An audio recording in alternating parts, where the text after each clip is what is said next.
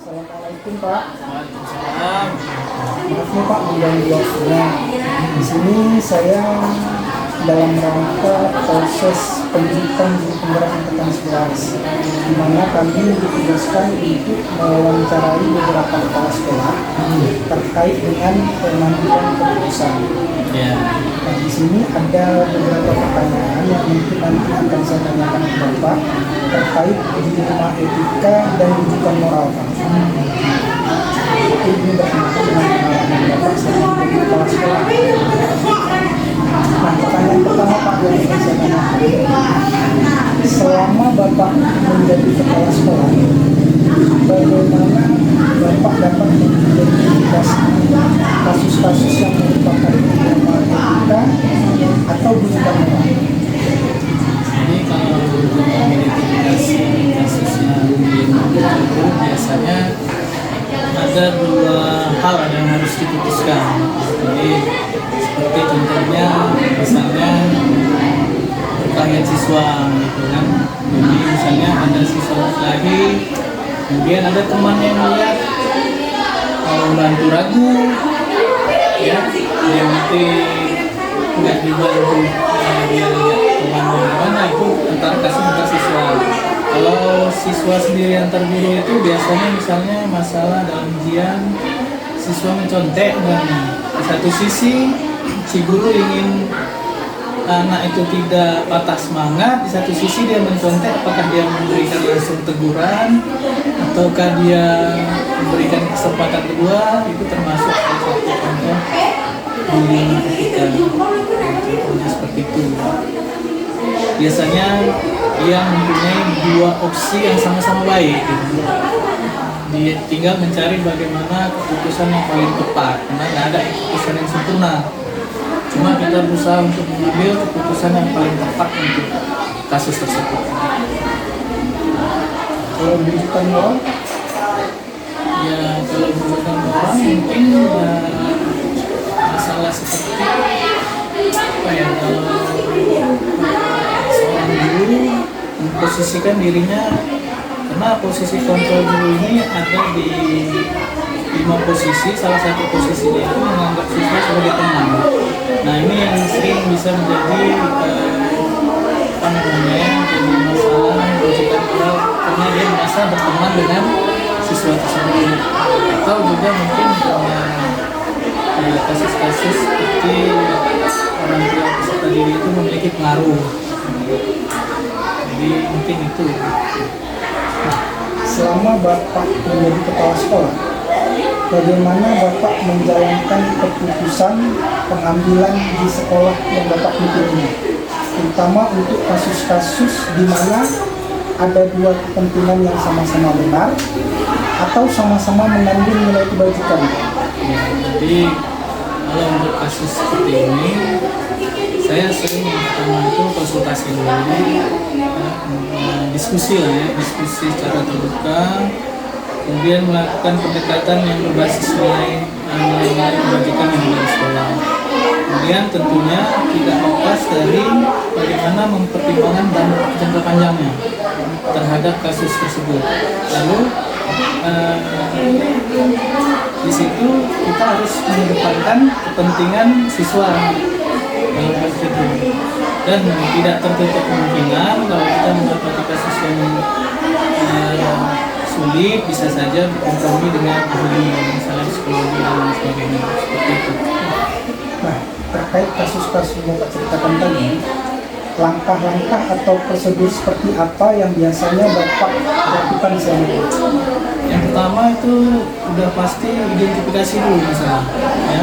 Masalahnya kita identifikasi, kemudian kita kumpulkan informasi, fakta-fakta, data-data, lalu setelah kita kumpulkan bukti, fakta, lalu kita diskusikan, lalu dari hasil diskusi itu kita mengidentifikasi opsi-opsi atau solusi yang bisa kita buat untuk masalah tersebut. Lalu kita bisa mengevaluasi berdasarkan opsi tersebut.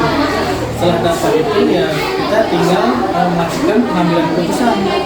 Setelah kita ambil keputusan, tentunya di situ harus ada pelaksanaan keputusan dan pemantauan, dan tidak tertutup juga bisa ditinjau kembali terhadap dampak keputusan yang kita buat itu.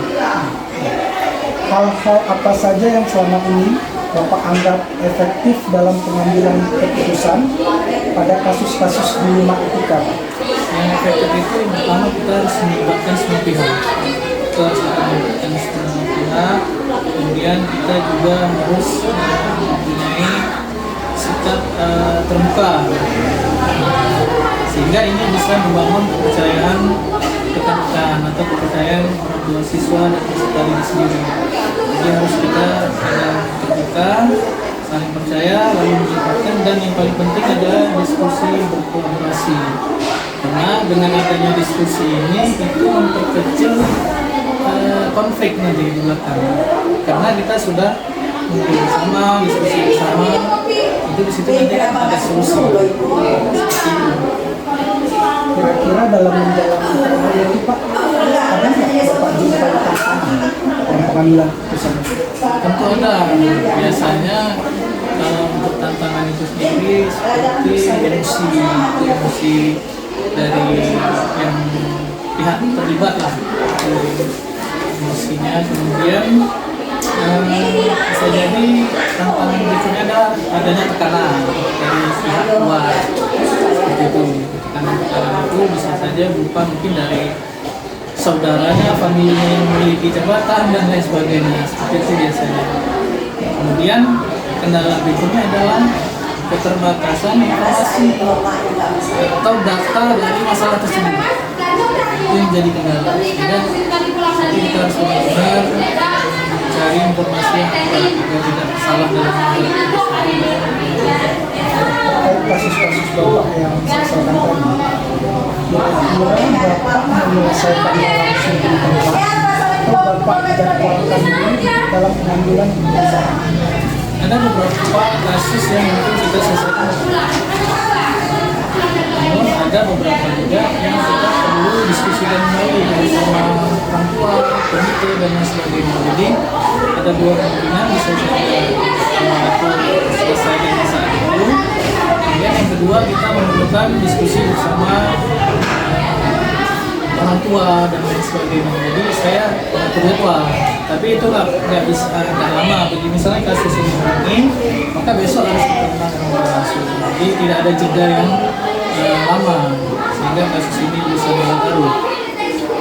Nah, ada tidak Pak orang-orang atau faktor-faktor yang mempermudah Bapak selama ini dalam pengambilan keputusan terkait kasus-kasus di rumah etika? Tentu saja ada. Yang pertama itu pendukung saya orangnya adalah dulu itu